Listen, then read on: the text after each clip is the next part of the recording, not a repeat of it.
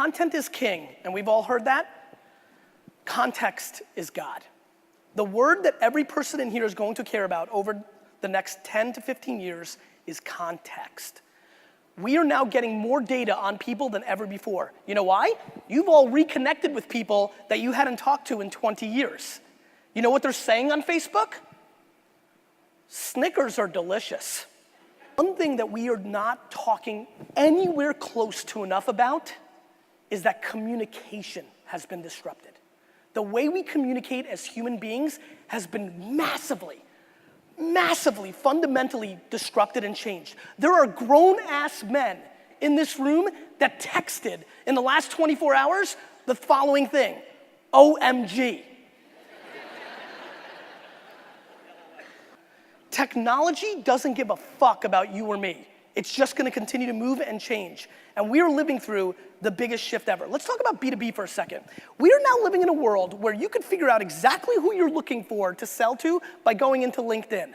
Now, because of the way LinkedIn has been evolving, though it could change a little bit with the way Twitter's evolving, you have a great opportunity to actually see who the person is in real life. See, we have data, and you guys have data on business, on who people are as a customer. You know what they spend.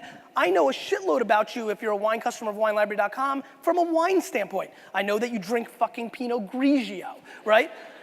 I know you do X, Y, and Z. I know your average spend and where you live, but what I don't know is who you are. See, what Facebook did was it mapped the social graph. But if you're paying close attention to what Tumblr and Pinterest and Instagram are doing right now, they're starting to map something that I think a lot of us are gonna be playing in over the next decade, which is the interest graph.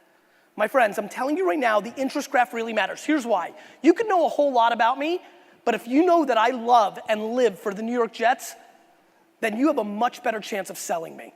And so anybody in this room who's a salesperson or has sales DNA knows the more you know about the person, the better shot you got. It's why you take them to dinner. It's why you take them to the ball game. It's why you do those things, that face-to-face time. But now what's happening is we're living a digital life. We're sharing more things on the phone and to the public than we ever did before. We're saying things on the social web that we would have never picked up the phone and called our friend about. Nobody in this fucking room picked up the phone 10 years ago and said, "Pinkberry yogurt's delicious."